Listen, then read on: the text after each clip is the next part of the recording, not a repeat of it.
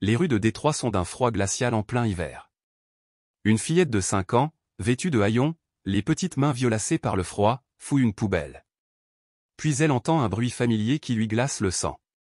Le grondement d'un moteur. Le son d'une vieille peur. Une camionnette noire sans plaque d'immatriculation. Quelqu'un traque un enfant. Et, d'une manière ou d'une autre, Anna sait comment fuir, comme si elle avait déjà échappé à l'enfer. Mais lorsqu'un millionnaire apparaît de manière inattendue, lui offrant sa main dans la nuit glaciale, cela déclenche une bataille à mort entre la lumière et les ténèbres. Les rues sont presque désertes après 23 heures. Le vent siffle entre les bâtiments abandonnés, arrachant le fin tissu des vêtements de la jeune fille. Elle s'appelle Anna. Ses petites mains, rouges et irritées par le froid, fouillent une poubelle renversée près d'un mur de briques en ruine. Elle cherche des bouteilles en plastique, tout ce qu'elle peut vendre pour quelques pièces. À ses pieds se trouve un sac en nylon gris. À l'intérieur, un ours en peluche sans œil, un biscuit cassé et un morceau de papier froissé. Anna reste silencieuse. Pas un gémissement. Pas une plainte. Son regard reste perçant, scrutant tous les angles, tel un chat errant qui vient de s'échapper de l'ombre. Au loin, le bruit d'un moteur de voiture se propage à travers la brume. Les phares percent l'obscurité tandis qu'une voiture de luxe ralentit jusqu'à s'arrêter au bout de l'allée. Du siège conducteur, un homme d'âge mûr, enveloppé dans un épais par-dessus et les mains gantées de cuir, s'avance. Il s'appelle Daniel Whittaker. Il vient de quitter un gala de charité pour le Fonds national pour l'enfance. Sur le chemin du retour, il a pris un raccourci inattendu à travers l'ancien quartier industriel, une décision qui changera le reste de sa vie. De loin, Daniel aperçoit la fille, maigre, les vêtements déchirés, les mains enfouies dans les détritus. Il s'arrête et marche lentement vers elle. « Est-ce que ça va ?» demande-t-il d'une voix basse et douce. Anna fixe le paysage, les yeux écarquillés, serrant son sac. Elle ne répond pas. Ses pieds reculent lentement vers le mur. Daniel ne s'approche pas. Il retire lentement ses gants et tend ses mains nues, paumes ouvertes, montrant qu'il n'a aucune arme, aucune menace. « Je ne suis pas policier. Je ne viens d'aucun établissement. J'ai juste vu que tu étais seul, dit-il doucement. Anna reste silencieuse. Puis, alors qu'elle recule, son pied heurte une brique cassée. Elle tombe, sa petite main s'écorchant sur le gravier. Sa peau se déchire, du sang perle sur sa paume. Sans hésiter, Daniel bouge. Il s'agenouille et enroule délicatement son foulard autour de sa main pas trop serré, juste assez pour arrêter le saignement. Ses doigts tremblent dans l'air glacial, mais son regard reste calme. Pendant un instant, Anna cesse de le regarder comme une étrangère. Elle ne parle pas, mais ne bronche pas non plus. Daniel s'abaisse à son niveau. « Comment t'appelles-tu » demande-t-il doucement. Anna secoue la tête. Sa bouche est fermée. Mais ses yeux ne sont plus distants. Ce sont les yeux de quelqu'un qui décide s'il faut faire confiance ou non. La ruelle est silencieuse. Seul le bruissement des détritus et le vent glacial emplissent l'air. Daniel attend, patiemment. Il s'apprête à redemander quand soudain, au fond de la ruelle, un autre moteur gronde. La camionnette noire sans plaque s'approche. Les phares restent éteints, mais Anna reconnaît instantanément le bruit. Ses yeux s'écarquillent. Elle saisit la main de Daniel et murmure, pressante et terrifiée. Courir. Avant que Daniel puisse réagir, Anna l'entraîne dans une ruelle latérale, se faufilant dans un passage étroit entre deux entrepôts abandonnés. Elle avance vite, d'un pas assuré, comme si elle avait déjà emprunté cette voie de fuite. La camionnette ralentit jusqu'à l'endroit où il se trouvait. Les phares s'allument brusquement, balayant les détritus. Un homme se penche par la fenêtre côté passager, scrute l'allée et sort son téléphone. Sa voix est pleine de colère. « Elle est partie » grogne-t-il. « Je l'ai vue avec un vieux. » Daniel et Anna, accroupis derrière un conteneur en métal, entendent chaque mot. « Si elle se retrouve dans un endroit bondé, on est foutu » grogne l'homme en claquant le tableau de bord. La camionnette fait demi-tour, pneus crissants, et s'en va dans la nuit. Daniel ne parle pas. Son cœur bat la chamade. Des questions lui tournent dans la tête. Qui est cette fille? Qui la poursuit? Et comment un enfant de 5 ans peut-il courir comme ça? Anna lui lâche la main après un long moment. Elle ne parle pas. Elle tourne simplement la tête et le regarde. Cette fois, son regard est différent, pas effrayé, mais méfiant et doucement plein d'espoir. Daniel s'agenouille et essuie délicatement la saleté de sa joue avec son foulard. Il est certain d'une chose, ce n'est pas une enfant sans abri ordinaire. Quelqu'un est prêt à tout pour l'attraper. Il ne sait pas dans quoi il s'embarque. Mais il se souvient. Lui aussi a été un enfant abandonné. Et il a juré un jour, si jamais il rencontrait un enfant comme lui, il ne se détournerait pas. La voiture transportant Daniel et Anna quitte la zone industrielle à l'approche de minuit. Anna est assise en silence sur la banquette arrière, son sac déchiré serré contre elle, son petit visage éclairé par les lampadaires. Daniel est assis à l'avant, silencieux. Il conseille au conducteur d'éviter les virages serrés. Il ne veut pas qu'Anna soit à nouveau surprise. Son manoir, une vaste propriété dans la banlieue nord, est grandiose mais vide, clôture blanche, jardins impeccables et silence. Seul lui et Lucille, la vieille infirmière qui l'accompagne depuis ses années de charité à l'orphelinat. La portière s'ouvre, les lumières vacillent. Daniel soulève doucement Anna de la voiture. Elle ne résiste pas, ne s'accroche pas, elle reste simplement silencieuse. Lucille apparaît dans le grand hall, le visage marqué par l'inquiétude. « Qui est cet enfant » demande-t-elle doucement. « Je ne sais pas » murmure Daniel. « Je sais juste qu'elle a besoin d'un endroit sûr. » Lucille hoche la tête et lui tend une couverture. « Emmène-la dans la salle ouest. » Daniel porte Anna dans une petite chambre chaleureuse. Drap blanc. Couvertures épaisses. Anna serre toujours son sac gris contre elle. Quand Lucille tend la main pour l'attraper, la jeune fille se retire en secouant la tête. « Personne ne le prendra, » dit doucement Lucille. « Tu peux le garder. Je veux juste regarder. » Au bout d'un moment, Anna ouvre lentement le sac. À l'intérieur, une vieille photo tachée d'eau d'une femme tenant un nouveau-né. Un ours en peluche rose auquel il manque une oreille. Et une chaîne en argent, à moitié cassée, portant un étrange symbole, un serpent enroulé autour d'une lettre. Lucille fronce les sourcils. Daniel demande à Jamal de tracer ce symbole. Il me semble familier. Mais ce n'est pas pour un enfant. Daniel hoche la tête. Il prend une photo du pendentif, puis le lui rend. Anna l'enveloppe soigneusement dans un chiffon, le gardant précieusement comme un trésor. Cette nuit-là, Anna ne mange pas. Ne parle pas. Ne pleure pas.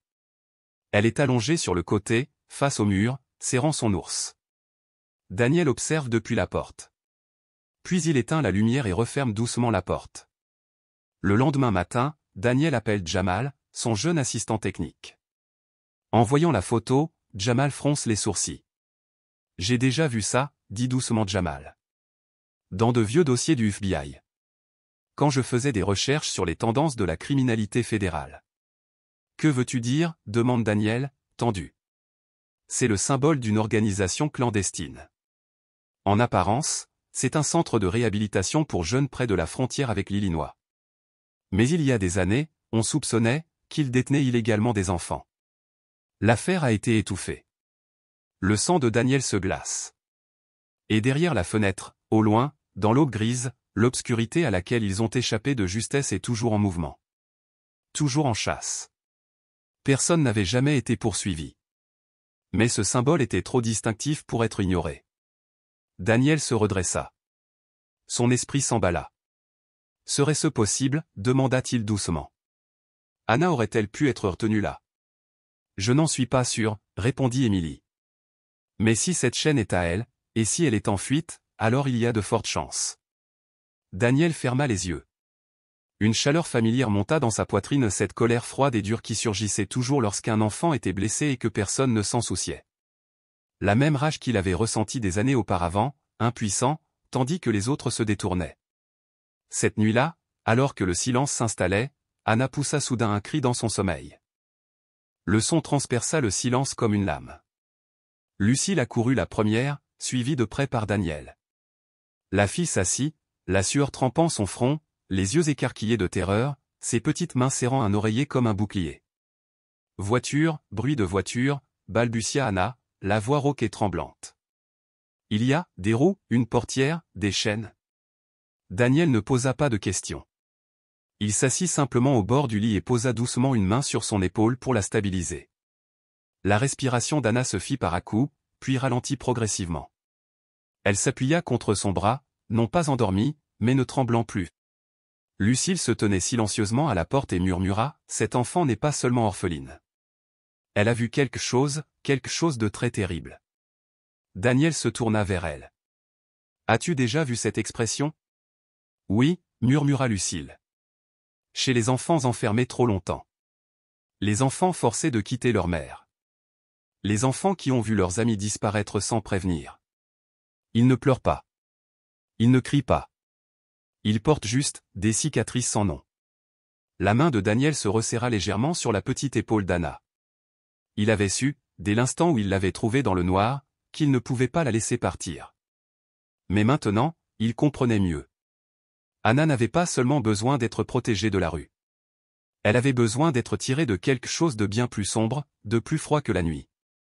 3 jours après l'arrivée d'Anna au manoir de Daniel, une femme se présenta aux portes. Elle exhiba un badge fédéral et demanda à parler à Daniel Whittaker. Elle s'appelait Emily Tran, enquêtrice à l'équipe fédérale de prévention de la criminalité. Son visage était vif et posé, ses cheveux noirs soigneusement attachés en arrière. Elle parlait peu, mais son regard était fixe et précis. Daniel la retrouva dans le salon, Lucille à ses côtés. Anna, à moitié cachée dans l'escalier, regardait à travers la rampe, serrant son ours en peluche borgne. Émilie est allée droit au but.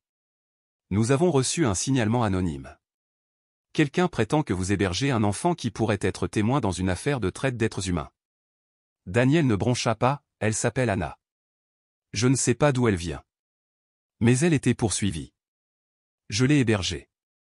Le regard d'Émilie se porta vers l'escalier où Anna se tenait silencieuse. Pendant un long moment, leurs regards se croisèrent, celui de la femme et celui de l'enfant. La voix d'Émilie s'adoucit. J'étais comme toi autrefois, dit-elle doucement. Une enfant, vivant dans la peur. Fuyant la camionnette. Personne ne me croyait non plus. Anna ne dit rien. Après quelques secondes, elle disparut de notre vue. Émilie se tourna vers Daniel, la voix tendue. Je sais qui la cherche. Si j'ai raison, c'est Victor Rennes. Les sourcils de Daniel se froncèrent. Victor Rennes? Le philanthrope? Émilie secoua la tête. C'est juste le masque qu'il porte. Il est derrière un réseau de fausses associations caritatives, centres de réadaptation, orphelinats, maisons de redressement. Tout cela pour rassembler des enfants dont l'identité ne peut être vérifiée. Et de là, ils disparaissent. Daniel jeta un regard à Lucille. Elle hocha la tête d'un air sombre. Le comportement d'Anna, il correspond à celui des enfants enfermés. Détachés, perdus, hantés. Émilie continua d'une voix dure. Il y a 20 ans, j'ai failli être envoyé dans un de ces endroits. Un policier m'a sauvé. Depuis, j'ai consacré ma vie à faire tomber Victor. Mais il n'y a jamais eu assez de preuves. Jamais de témoins vivants. Daniel fouilla dans sa poche et en sortit le morceau de chaîne qu'Anna avait porté la première nuit. Tu reconnais ça? Émilie se pencha. Son regard s'éclaira. Oui. C'est un code de camp. Les enfants du système sont marqués par des chaînes, triés par âge, sexe et potentiel d'exploitation. Seuls ceux qui sont à l'intérieur du réseau connaissent ces marquages. Daniel retint son souffle. Alors Anna, c'est l'une d'elles. Très probablement, dit Émilie doucement. Et si c'est le cas, elle sait peut-être où d'autres sont encore détenus. Ce soir-là, dans le salon silencieux près de la cuisine, on donna à Anna du papier et des crayons de couleur. Lucille s'assit à côté d'elle, sans rien demander, sachant que certaines histoires ne peuvent être racontées avec des mots. Anna a commencé à dessiner. D'abord, une pièce avec des barreaux de fer. Une minuscule fenêtre. Puis 2 silhouettes, un garçon et une fille à peu près de son âge. Les yeux fermés. Les mains enchaînées à un pilier. Elle écrivit soigneusement sous l'image, Bobby et Lena. Lucille passa le dessin à Daniel. Il le regarda, puis le tendit à Émilie et Jamal. Nous devons retrouver tous les établissements liés à Victor Rennes, a déclaré Daniel avec urgence. Surtout ceux qui accueillent des enfants de la même période d'admission. Jamal hocha la tête, les doigts déjà sur le clavier. Il travailla en silence pendant près d'1 heure, piratant couche après couche les systèmes de sécurité. Finalement, il leva les yeux. J'en suis, murmura Jamal. Il y a un centre Hope Child Initiative. Missouri. Ouvert depuis 2014. Financé par Victor. Il projeta les dossiers sur l'écran. Une liste d'enfants. Parmi eux, 2 vieilles photos. Un garçon et une fille. Bobby et Lena. Les poings d'Emily se serrèrent. Daniel s'approcha.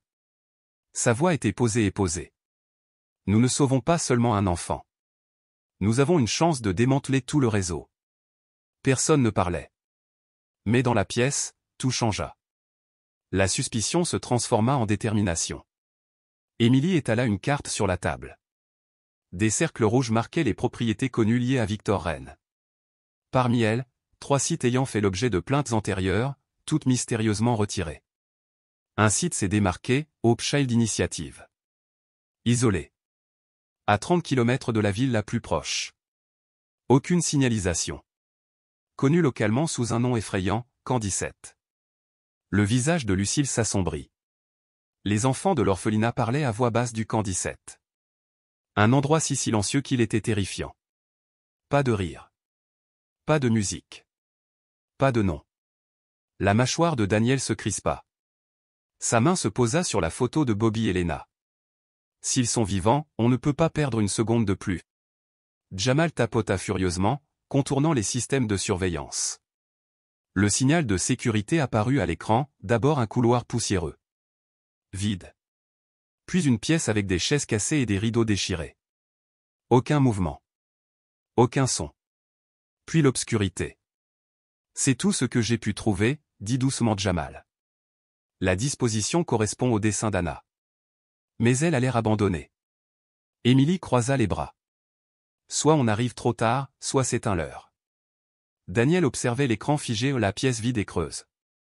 Le poids dans sa poitrine ne se soulageait pas. Ils ont bougé, dit-il enfin. Mais il reste quelque chose. Quelque part.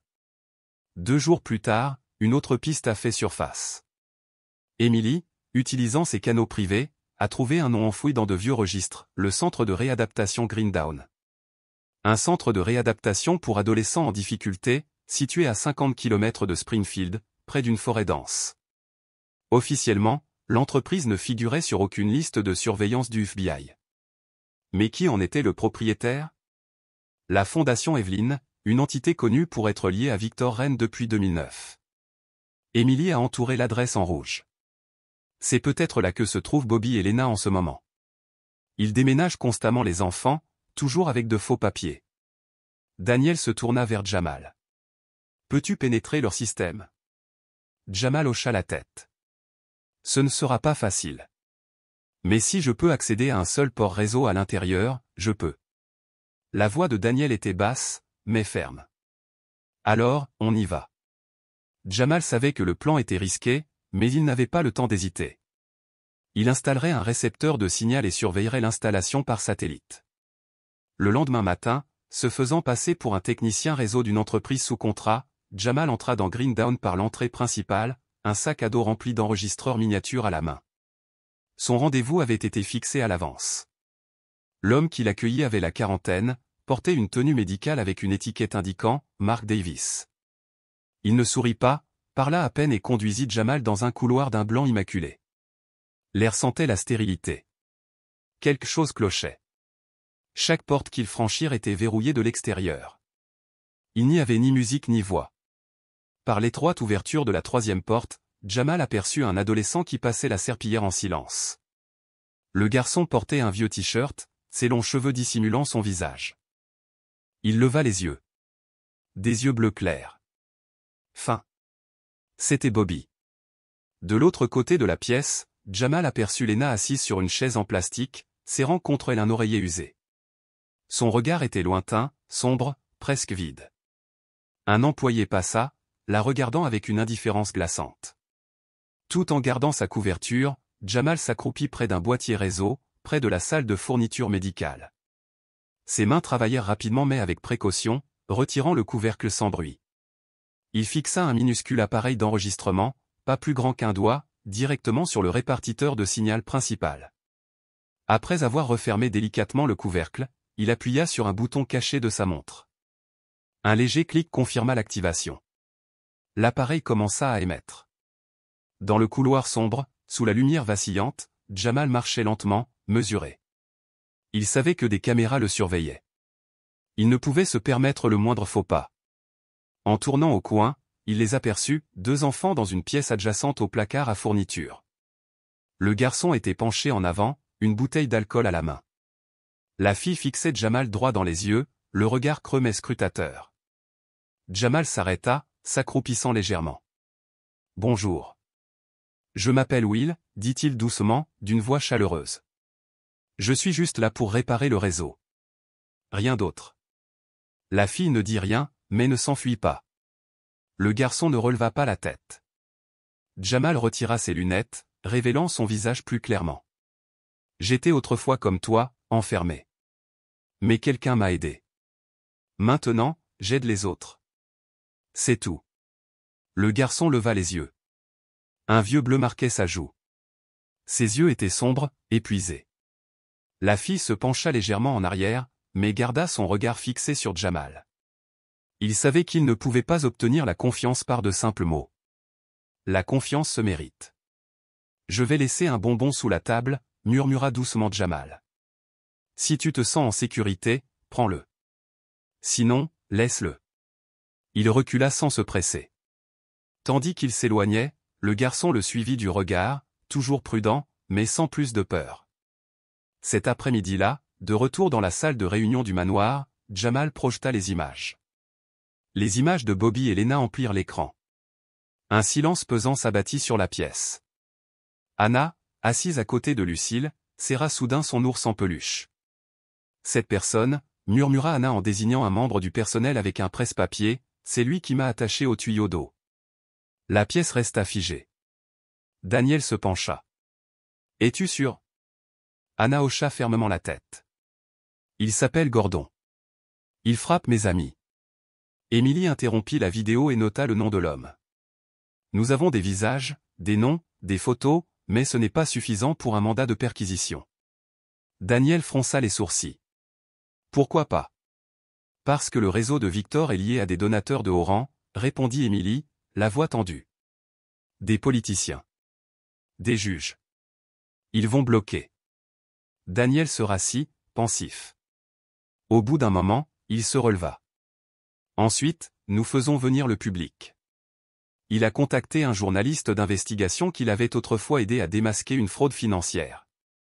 Daniel a accepté de sponsoriser un reportage complet sur Obvert, un article qui révélerait au monde entier les « enfants sans nom ». Mais si Victor sait qu'on les surveille, prévint Émilie, il les déplacera. Il faut agir plus vite. Daniel hocha la tête. On le fera. Ce soir-là, Anna était assise avec Lucille dans le salon, ses petites mains serrant un crayon. Au lieu de barreaux ou d'ours en peluche, elle se mit à dessiner des visages. Des gens. Une fille aux cheveux longs serrant un oreiller. Un garçon aux yeux tristes. « Qui est-ce » demanda doucement Lucille. « Sœur Lena » répondit Anna. « Elle chante parfois. » Très doucement. « Je suis la seule à l'entendre. » Lucille caressa doucement la tête d'Anna. « Une voix qui chante dans le noir. » Anna hocha la tête. Avant d'aller se coucher, Anna s'approcha silencieusement de Daniel et lui tendit son dernier dessin. Pas de mots, juste une image. Une petite fille sous un arbre, la lumière filtrant à travers les branches. Au loin, un homme était assis, les bras grands ouverts. Daniel la regarda doucement. « Qui est cette personne » demanda-t-il. Anna ne dit rien. Mais après un silence, elle s'avança et serra doucement Daniel dans ses bras. Daniel posa sa main sur la sienne. « Si tu en as besoin, je peux rester. » 3 jours après la publication en ligne de la vidéo de Greendown, l'attention du public explosa. Mais toujours aucune réponse officielle. Aucune inspection. Aucune enquête.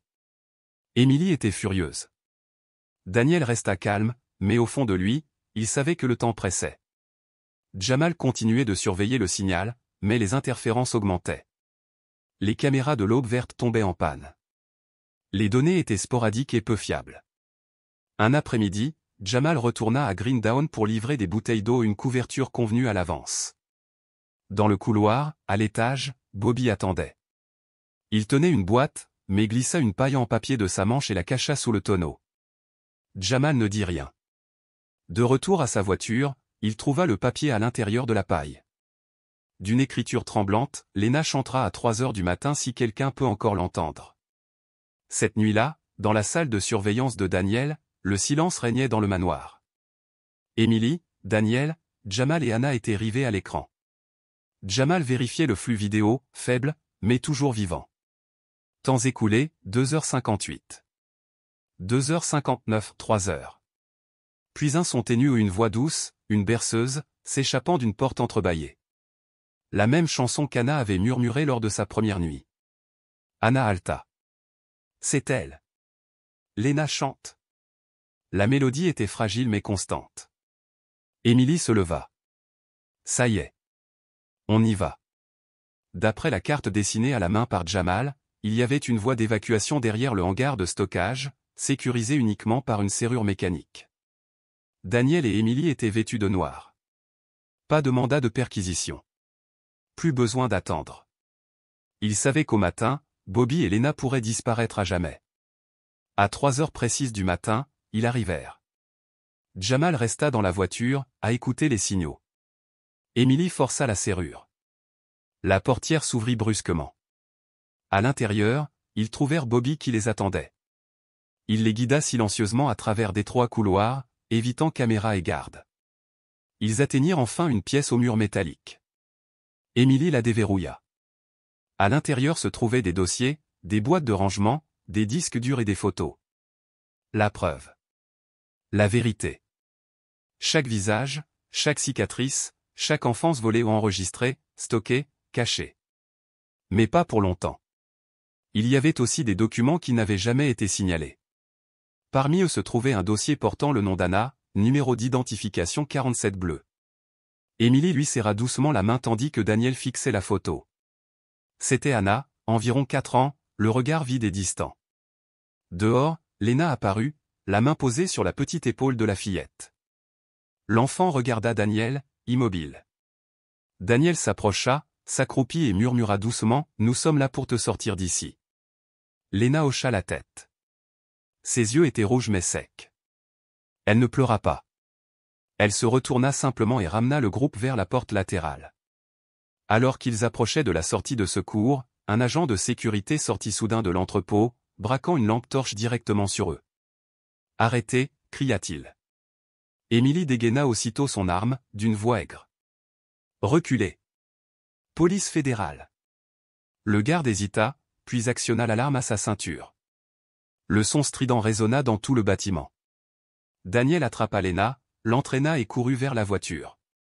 Emily tenait le garde à distance, arme toujours levée. À la porte, Bobby s'arrêta.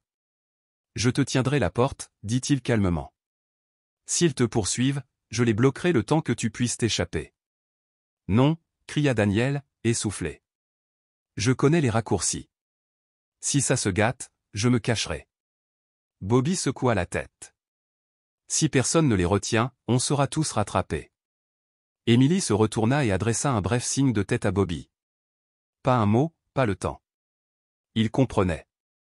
Les enfants d'ici avaient appris depuis longtemps à survivre seuls. Daniel souleva Lena dans la voiture. Jamal accéléra à fond. Emily monta la dernière. Derrière eux, Bobby se tenait là, regardant la portière en acier se refermer lentement. Son ombre se fondit dans la brume. Sur le chemin du retour, Lena s'accrocha à Daniel, sa voix à peine murmurée, « Suis-je en sécurité ?» Daniel lui serra doucement l'épaule et dit lentement, « Oui. Tu es en sécurité maintenant. » Il faisait encore nuit lorsque la voiture arriva au manoir. Le groupe était silencieux. Jamal regarda plusieurs fois dans le rétroviseur, mais ne vit aucun signe de poursuite. Lena s'appuya contre l'épaule de Daniel. Elle ne dormait pas. Son regard restait vide, comme si son esprit était toujours prisonnier de cette porte en acier. À l'intérieur de la maison, Anna attendait assise sur une chaise, serrant son ours en peluche dans ses bras. Lorsqu'elle aperçut Lena, elle bondit et courut vers elle, la serrant fort dans ses bras. « Je suis si heureuse de te revoir. Je pensais ne jamais te revoir. » Lena prit la main d'Anna et la serra fort. Elle ne dit rien, mais ses épaules tremblaient. Puis elle se mit à pleurer, non pas de douleur, mais simplement parce que quelqu'un se souvenait d'elle. Lucille conduisit doucement les deux enfants à l'étage. Émilie resta immobile, les yeux fixés sur l'escalier. Personne ne dit un mot. Tout le monde savait que la guerre n'était pas finie. Le lendemain matin, Jamal commença à décoder les données extraites des archives de Greendown. Des milliers de fichiers étaient protégés par des couches de sécurité, mais Jamal connaissait bien les déguisements numériques. Les fichiers chiffrés contenaient une liste de 46 enfants, noms, numéros de code, groupes de classification. De nombreux dossiers présentaient des signes d'altération. Certains enfants étaient répertoriés comme placés ou adoptés, mais leurs adresses étaient inexistantes. Jamal projetait sur l'écran des images de transferts de fonds anonymes. De l'argent provenant de comptes étrangers était acheminé vers Victor via une fausse association caritative. Certains montants atteignaient des centaines de milliers de dollars. Les donateurs étaient des personnalités influentes. Émilie zooma sur un document. Un nom apparut clairement, le sénateur William Carter. Daniel se tenait derrière elle, silencieux. Carter, murmura Émilie. Le même homme qui défend le Fonds d'État pour l'enfance. Celui qui a reçu la médaille humanitaire. Le regard de Daniel s'assombrit. Émilie poursuivit, la voix plus aiguë. La raison pour laquelle il ne veut pas que Victor fasse l'objet d'une enquête, c'est parce qu'il est impliqué. Sans hésitation, Émilie a envoyé toutes les preuves au Federal Bureau of Investigation, ainsi qu'une demande de mandat national pour l'ensemble de l'opération de Victor. Cette fois, dit-elle doucement, nous ne le laisserons pas s'échapper. Cet après-midi-là, pendant que Lena se reposait, Lucie lui apporta un bol de soupe. Anna s'assit à côté d'elle et lut un livre d'images. Elle lut attentivement chaque mot, puis se tourna vers Lena. Tu sais, dit doucement Anna, quand j'ai peur, je pense à la chanson que tu chantes le soir. Lena sourit faiblement. Tu l'entends? Anna hocha la tête. Personne d'autre ne le peut. Mais moi, si. Au même moment, dans une salle de réunion obscure de l'ouest de la ville, Victor Wren était assis seul. Sur la table devant lui se trouvait un article sur l'enquête de l'Aube verte. À côté, des photos ou des images de surveillance granuleuse de Lena et Bobby. Il a passé un appel. La voix à l'autre bout du fil était basse, froide et féminine. Crypté, dit Victor. Lena s'est échappée. Ils ont ouvert le dossier. Ordonnez un nettoyage complet du niveau C. Immédiatement. Compris, répondit la voix. Et le niveau B? Victor hésita. S'ils creusent plus profondément, ils atteindront la sphère politique. On ne peut pas laisser ça remonter à la surface. Nettoyons tout. Y compris la personne qui tient l'enfant. Le soir même, un colis arriva au manoir de Daniel. Il n'y avait pas d'expéditeur. Lucille l'ouvrit, pensant qu'il s'agissait de documents judiciaires. À l'intérieur se trouvait une simple feuille de papier avec une seule ligne imprimée, vous l'avez exposé à la lumière. Voyons combien de temps vous pouvez le protéger. Daniel ouvrit l'enveloppe qui l'accompagnait. À l'intérieur se trouvaient des photos prises de loin, au téléobjectif. L'une le montrait marchant avec Anna dans le jardin. Une autre montrait Anna lisant près de la fenêtre. Émilie tenait une des photos, ses doigts tremblants. Ils le savent, murmura-t-elle. Daniel posa la photo sur la table, les yeux fixés dessus, sans cligner des yeux. Alors, on ne fuira pas, dit-il doucement. On ripostera. Lucille rassembla les photos en silence, les pliant soigneusement, les mains tremblantes, un spectacle rare. Dans le salon, Lena descendit l'escalier, prête à appeler Anna. Mais elle s'arrêta, sentant l'atmosphère pesante. Daniel se retourna et adoucit sa voix. C'est bon. Va te reposer. Lena ne posa pas de questions. Elle comprenait. Quelque chose avait changé. Quelque chose de sombre avait franchi le seuil de leur sanctuaire. Ce soir-là, une fois les enfants endormis, Daniel, Émilie, Lucille et Jamal étaient assis autour de la table. Seule la moitié des lumières étaient allumées. Des ombres jouaient sur leurs visages. Émilie étalait un plan de la ville sur la table. Des points rouges marquaient les endroits que Victor avait visités, son bureau, sa société financière. Cette photo n'a pas été prise par des amateurs, murmura Jamal. L'angle, la netteté, de qualité militaire. Émilie hocha la tête. Ils ne savent pas seulement où nous sommes. Ils nous observent. Ils attendent. La voix de Daniel était grave. Personne dans cette maison ne sera en sécurité tant que nous n'aurons pas coupé ce problème à la racine. Ensuite, il faut trouver la base principale, ajouta Emily. Le cœur. Jamal ouvrit un fichier sur son ordinateur portable. Il y a une installation. Non déclaré. Dans la zone industrielle du sud-ouest. Nom de code, Silent Cage. Le regard de Daniel se durcit. On y va. Après le colis menaçant, Daniel a convoqué une réunion d'urgence du personnel. La porte principale du manoir a été sécurisée par des serrures électroniques. Des caméras infrarouges ont été installées. La police locale patrouillait par roulement, mais Emily ne leur faisait pas entièrement confiance. Victor n'attaquera pas en plein jour, dit Daniel. Il attendra. Il ciblera le point faible. La voix d'Emily était froide. Le point faible, ce sont les enfants. Cet après-midi-là, alors que Daniel jouait avec Anna dans le jardin, un bout de papier fut laissé sous la chaise en bois. Personne ne vit qui l'avait laissé. Daniel le retrouva plus tard. Le mot déchiré disait « Tu as sauvé un enfant ». Combien d'autres en paieront le prix? Aucune signature. Aucune trace. Mais Daniel savait. Ce n'était pas une menace. C'était une déclaration de guerre. Ce soir-là, alors que tout le monde dînait, le téléphone d'Emily vibra. Un étrange message, envoyé depuis un compte interne de la police, apparut sur l'écran. Rendez-vous de toute urgence.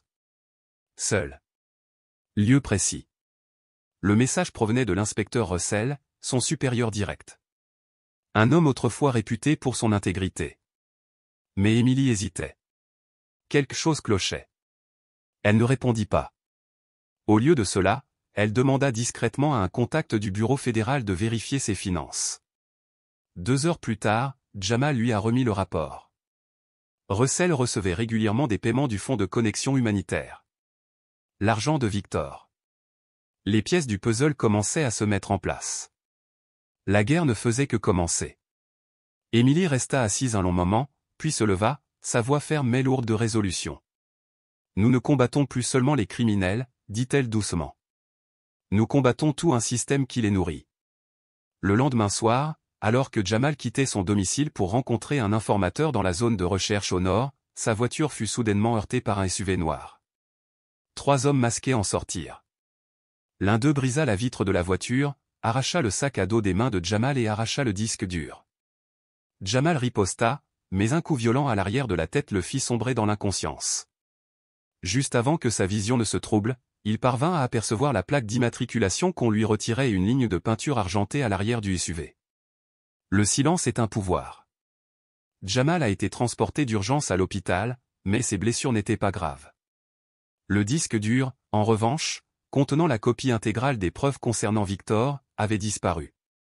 Lorsque Daniel et Emily sont arrivés à l'hôpital, Jamal était réveillé, les yeux écarquillés, la voix rauque de frustration. « Ils n'ont pas besoin de me tuer, dit-il d'une voix rauque. Ils ont juste besoin de nous voler tout ce que nous avons. » Daniel agrippa la chaise, les jointures blanches. La mâchoire d'Emily se crispa. « Il joue sur le long terme, murmura-t-elle. Jamal grimaça et se força à se redresser. « Je peux réintégrer le système. Si je peux obtenir un ordinateur de remplacement, je pourrai remonter jusqu'au signal. » Emily leva la main, le coupant. « Non, dit-elle fermement. Vous en avez fait plus qu'assez. Nous avons déjà le nom dans le système, le code sur l'appareil, la vidéo de la caméra médicale. Ce sont les clés. » Daniel entra discrètement, une tasse de thé à la main.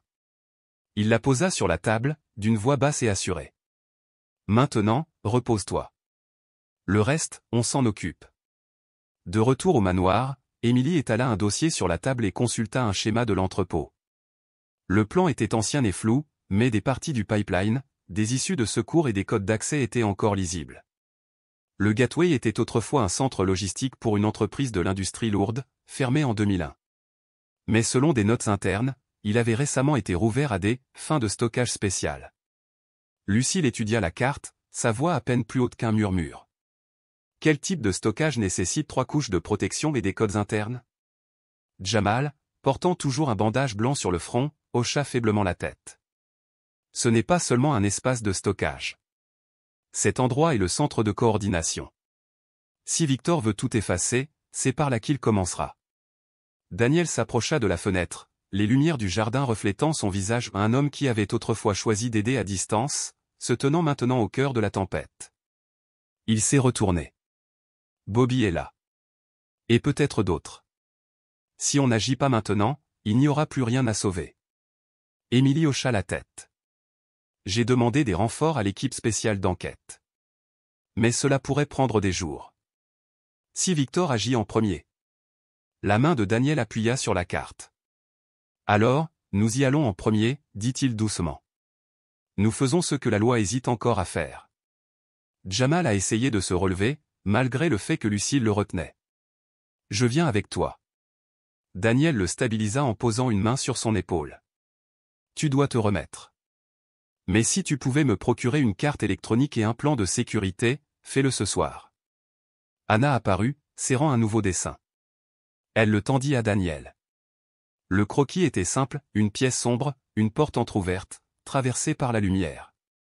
Je l'ai vu en rêve, murmura-t-elle. Il y a des gens qui appellent derrière cette porte. Daniel ne dit rien, mais plia doucement le dessin et le glissa dans sa poche. Le lendemain matin, alors que le manoir bourdonnait des préparatifs du raid, Anna était assise seule dans le salon, un crayon à la main, le regard perdu. Lucille posa un verre de lait à côté d'elle. « Tu rêves encore ?» demanda-t-elle doucement. Anna ne répondit pas.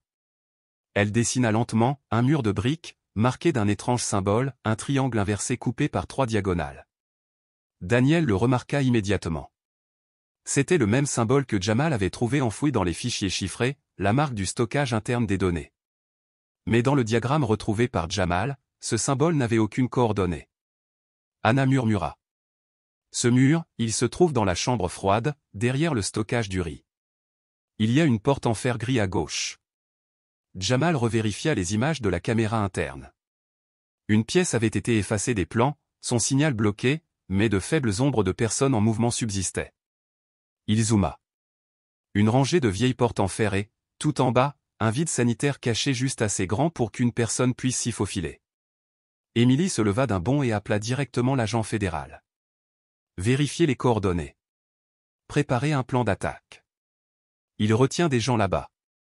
À l'aube, l'équipe d'action spéciale s'est divisée en 3 groupes, approchant l'entrepôt par l'avant, le flanc gauche et l'arrière. Émilie dirigeait l'unité principale. Daniel était à ses côtés. Il portait des armures de protection et des casques audio. À la sortie d'air à l'arrière, ils brisèrent la serrure mécanique et rampèrent dans un couloir délabré. Les lumières jaunes clignotaient. L'air était suffocant, chargé de pourriture. Alors qu'ils atteignaient le 2e passage étroit, le bruit de lourdes bottes résonna devant eux. Émilie leva la main, stop. 3 doigts levés, ennemi en avant. Une voix sèche retentit. Arrêtez. Lâchez vos armes. 2 gardes de Victor apparurent, masqués, armés et sans pitié. Émilie roula à gauche en criant. Dispersez-vous. Une fusillade éclata. Des étincelles jaillirent tandis que les balles frappaient l'acier. Daniel se baissa derrière un tonneau et riposta avec une précision glaciale. Un garde s'effondra, se tenant l'épaule, rampant. L'autre battit en retraite, prêt à tout pour donner l'alerte, mais Jamal, venant du flanc de soutien, lança un brouilleur de son, coupant toutes les communications. Le dernier garde tira un coup de feu sauvage avant qu'Émilie ne le plaque, ne lui torde le bras et ne repousse l'arme d'un coup de pied. Daniel s'approcha d'une voix dure. Qui d'autre est ici? Le garde resta silencieux, les yeux embués de désespoir. Émilie sortit de sa poche une carte codée, A17. Ils retiennent Bobby en zone A, dit-elle. Allons-y. Au bout du couloir, une porte en acier s'ouvrit en grinçant. Victor Wren se tenait là, un bras autour du cou de Bobby, une arme à la main. Son visage, éclairé par la faible lumière, était pâle au plus la folie que la peur. Émilie leva les mains. Lâchez votre arme. Toutes les sorties sont bloquées. Victor laissa échapper un rire cassant. À l'époque, tu étais comme lui. Une petite fille inutile et terrifiée. Personne ne t'a sauvé. Personne ne s'en souciait. Tu t'es échappé seul. Et maintenant tu es de retour, pourquoi faire? La voix d'Émilie était ferme. Parce que je ne laisserai aucun enfant vivre dans l'obscurité comme je l'ai fait autrefois. L'emprise de Victor se resserra. Tu ne comprends pas. Il n'y a pas d'innocent. Tout le système est derrière moi. Ils ne me laisseront jamais tomber. Émilie sortit lentement son arme. Tu as tort, murmura-t-elle. Je vais mettre tout le système au grand jour, à commencer par toi. Victor sourit, puis leva son arme. Émilie tira la première. Le coup atteignit sa jambe. Il s'effondra. L'arme s'envola avec fracas. Bobby se libéra et courut droit dans les bras de Daniel. Émilie a menotté Victor, poussant son visage au sol tandis que les agents fédéraux inondaient le couloir. C'était fini en moins d'une minute. Dehors, les gyrophares rouges et bleus des voitures du FBI éclairaient l'entrée. Lena courut vers l'ambulance où Bobby était emmené. Elle le serra dans ses bras, silencieuse, en pleurs. Daniel se tenait à proximité, observant. Cette fois, personne n'avait été oublié. 2 heures plus tard, au siège du FBI, Emily était assise en face de l'inspecteur Russell. Il était silencieux. Son masque de calme s'était fissuré. Sur la table se trouvait le dossier que Jamal avait récupéré, la preuve des transactions secrètes de Russell avec l'organisation de Victor. Emily a tapé sur la dernière ligne. Tu as dit un jour que tu défendais la justice, dit-elle doucement. Maintenant, je comprends ta véritable position. Russell ne répondit pas. Il regarda par la fenêtre tandis que Victor Wren passait devant lui, menotté. Cette nuit-là, de retour au manoir, Daniel était assis et lisait les nouvelles. Le chef du crime organisé Victor Wren est arrêté.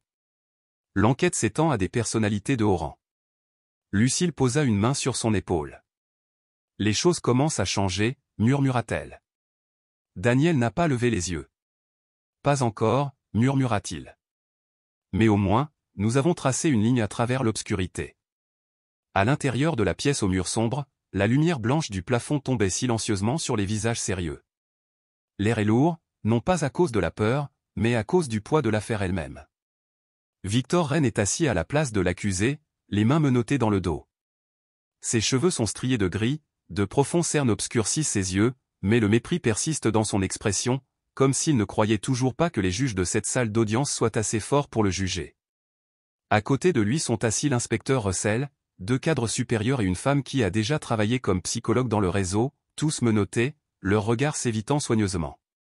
Derrière la barrière de sécurité, les enfants Daniel, Emily, Jamal, Lucille, Anna, Lena, Bobby et près de 20 autres qui ont été sauvés sont présents, témoins silencieux de la justice. Le juge frappe le marteau. L'audience d'aujourd'hui concerne Victor Wren et 7 co-accusés accusés de traite d'êtres humains, de blanchiment d'argent, d'abus et d'exploitation de mineurs et d'organisation d'activités illégales sous le couvert d'une organisation caritative fédérale. Une courte vidéo est diffusée, Bobby passe la serpillière, Lena est enfermée dans une petite pièce, la voix tremblante d'Emily raconte son histoire. Un silence insupportable s'installe dans la salle d'audience. Lorsqu'on lui permet de parler, Victor ne se lève pas. Il reste assis, la voix fatiguée mais amère. Tu crois m'avoir brisé. Il y a d'autres endroits, des endroits que tu ne toucheras jamais. Emily s'avance, sa voix douce mais inébranlable. On n'a pas besoin de les toucher tous. Juste assez, pour que les enfants encore dehors sachent que quelqu'un a enfin commencé. À la fin de la séance, la voix du juge est ferme. Victor Wren a été condamné à la réclusion criminelle à perpétuité sans possibilité de libération conditionnelle. Ses complices ont été condamnés à des peines allant de 25 à 45 ans de prison chacun, selon les chefs d'accusation. Le tribunal ordonne également que les biens confisqués à la fausse association caritative soient utilisés pour créer le Fonds national de réadaptation des mineurs, qui sera géré par l'Agence de protection de l'enfance. Alors qu'on l'emmène, Victor jette un dernier regard en arrière. Mais l'arrogance a disparu. Seul le vide demeure. Bobby est transféré dans la petite salle médicale du manoir. Le médecin affirme qu'il n'est pas gravement blessé, juste privé de sommeil, déshydraté et porteur de blessures invisibles qui mettront beaucoup plus de temps à guérir. Lena reste assise à son chevet sans quitter les lieux. Chaque fois que Bobby ferme les yeux, elle pose doucement sa main sur la sienne, lui rappelant silencieusement qu'il n'est plus prisonnier du noir. À l'étage, Anna n'a pas dit un mot depuis le retour de Bobby. Elle ne pleure pas, ne rit pas, ne panique pas. Elle reste simplement assise tranquillement dans le salon, face à une feuille blanche à côté d'une boîte de crayons de couleur. Chaque jour, elle dessine, Daniel à son bureau, Émilie près de la fenêtre, Léna chantant doucement dans l'escalier mais sans mots. Juste des images. Silencieux. Détaillés. Sans parole. Lucille place soigneusement chaque dessin dans un dossier, les organisant comme des trésors fragiles. Elle n'a pas parlé, murmure Daniel un soir alors que lui et Lucille sont assis dans la cuisine. Parce qu'elle n'en a pas besoin, répond doucement Lucille. Elle réorganise son monde, petit à petit. Ne la force pas à parler avant qu'elle ne soit prête. Daniel hoche la tête. Il comprend. Lui aussi a été cet enfant. Ce soir-là, dans la bibliothèque silencieuse, Daniel tient un dossier beige, une demande d'adoption. Nom du tuteur, Daniel Whittaker. Nom de l'enfant, Anna. Il signe son nom d'une main ferme. Émilie est assise en face de lui, silencieuse, mais lorsque Daniel tend le stylo au représentant de l'agence, elle sourit doucement, le premier vrai sourire depuis leur rencontre. « Tu seras un bon père », dit-elle. Daniel secoue doucement la tête. Non pas parce que je suis meilleur que les autres, mais parce que je sais ce que c'est que d'être laissé pour compte. Le lendemain matin, dans le jardin, le soleil filtre à travers les arbres. Daniel taille les rosiers. Anna est assise sur un banc de pierre et serre son ours en peluche dans ses bras. Après une longue pause, elle se lève, marche à ses côtés et parle, d'une voix rauque mais claire. À partir de maintenant, tu es mon père. D'accord ? La tondeuse dans la main de Daniel se fige. Il se penche, s'agenouille à sa hauteur, posant sa main sur sa petite épaule. Il ne dit rien, il la prend simplement dans ses bras. Et pour la première fois depuis son arrivée au manoir, Anna ne tremble pas. Elle ne résiste pas. Daniel murmure. Je suis toujours là. Je ne vais nulle part. Ce soir-là, le manoir s'illumine doucement. Pas de lumière vive, mais une douce chaleur dans chaque pièce. Quelqu'un est revenu. Quelqu'un a été accepté. Il y a un endroit pour respirer, pour vivre. Émilie passe devant le salon et marque une pause. Elle voit Anna écrire sous l'un de ses tableaux. Juste quelques mots, penchés, enfantins. Tout le monde est encore là. Émilie ne dit rien. Elle sourit légèrement et continue son chemin. Alors que les lumières s'éteignent une à une, Daniel est assis dans la bibliothèque sous la lueur dorée d'une lampe de bureau. Sur la table, les dossiers de 30 enfants, tous sauvés des installations factices de Victor Rennes, tous en attente d'un foyer. Émilie entre tranquillement, une serviette à la main. « N'oubliez pas, dit-elle, pour sauver les autres, vous devez d'abord rester ferme. » Daniel la regarde, pensif. « Peut-être qu'il est temps, dit-elle doucement. »« L'heure de quoi ? » ?»« Votre fonds de protection de l'enfance.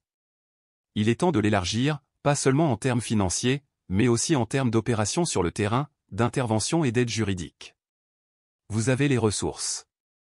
J'ai l'expérience. » Les yeux de Daniel tombent sur l'un des dessins d'Anna laissés sur la table où tout le monde est réuni autour de la table à manger, les lumières brillent, les arbres sont dehors, avec les mots « Tout le monde est encore là. » Il hoche lentement la tête. « Nous allons commencer, ici même. » Émilie hoche la tête en retour. « Et nous ne laisserons aucun enfant de côté. » Un matin d'été, le champ vide derrière le manoir Whittaker se transforme en un bâtiment de 2 étages avec des murs de verre et une douce lueur verte. Le panneau indique « Centre de réadaptation Blue Haven ». Daniel se tient devant les portes, ajustant son col. Lucille enlève la poussière invisible de son épaule. « Tu l'as fait » murmure-t-elle. « Nous l'avons fait » répond-il avec un petit sourire. Derrière, Bobby arrive à vélo avec un carton de livres. Léna le suit, les bras chargés de cahiers. « Ils ont dit que nous devions trier les livres par âge » explique Léna de manière importante. Bobby sourit. « Où est-ce qu'on met ceux que j'ai écrits moi-même » Daniel rit en leur ébouriffant les cheveux. « Mettez-les dans la section réservée aux grands enfants. » Ils rirent d'un vrai rire. Un rire sans peur. À l'intérieur, le centre grouille de vie. Les enfants jouent dans les espaces de lecture. Jamal donne un cours sur la cybersécurité. Dans le jardin, Émilie est assise en tailleur et discute tranquillement avec une petite fille récemment sauvée. Elle ne pose pas de questions, ne force pas les choses, elle est simplement là. Imperturbable. À 10 heures, la cérémonie d'ouverture commence. Pas d'orateur principal. Pas de long discours. Daniel monte sur scène. Il y a des choses que je pensais ne jamais faire. Des enfants que je pensais ne jamais comprendre. Mais un jour, dans une ruelle sale, un enfant serrant dans ses bras un sac poubelle m'a donné une seconde chance d'être un vrai adulte. Il fait une pause. Et aujourd'hui, cet enfant parlera pour moi. La foule se tait alors qu'Anna s'avance. Elle porte une simple robe blanche. Pas de papier. Pas de discours. Juste sa voix. J'ai de la chance, dit doucement Anna, parce que tu ne m'as pas abandonné. Maintenant, je vais faire la même chose pour d'autres enfants. Les applaudissements fusent, pas trop forts, mais sincères. Émilie essuie une larme. Léna serre la main de Bobby. Les yeux de Daniel brillent alors qu'il regarde Anna. Plus tard dans l'après-midi, une fois la foule partie, Daniel s'assoit sur les marches du centre, baigné de lumière dorée. Anna court vers lui, ne dit rien, mais s'assoit à côté de lui. Après un long moment, elle pose sa tête sur son épaule. Aucun mot n'est nécessaire. Au loin, Lucille plie des couvertures. Léna donne des instructions. Bobby porte des livres. Émilie s'appuie contre un arbre, son téléphone est silencieux, le visage calme. Daniel sort une vieille photo de sa poche, lui, enfant, le regard vide, sur les marches d'un orphelinat. Il regarde Anna endormie, la photo tremblant dans sa main. Nous avons tous un jour eu rien, murmure-t-il, mais une main tendue suffit pour recommencer. Sur l'herbe, un garçon silencieux observe les adultes. Hésitant. Plein d'espoir. Daniel fait un signe de tête à Jamal. Ne le laissez pas rester seul trop longtemps, dit-il. Jamal comprend. Il s'assoit avec le garçon, sans poser de questions, juste avec gentillesse. La porte s'ouvre à nouveau. Daniel se lève, soulève doucement Anna dans ses bras et marche vers le centre. La dernière lumière du jour projette des traînées dorées sur le sol, chaudes, vivantes, comme le rêve dont il pensait qu'il ne se réaliserait jamais. L'histoire de Daniel et Anna ne se résume pas à l'évasion d'un réseau criminel. Elle parle aussi de la guérison de cicatrices invisibles, par la patience et la confiance. Certains enfants ne pleurent jamais, ne parlent jamais. Mais leurs yeux portent une supplication silencieuse. Ne me laisse pas derrière. Vous arrêteriez-vous si vous voyiez ces yeux? Continueriez-vous à conduire? Avez-vous déjà aidé quelqu'un discrètement, sans que personne ne le sache? Dites-moi. Je suis là, je lis chaque mot. Écoute. Tout comme Daniel écoutait autrefois Anna.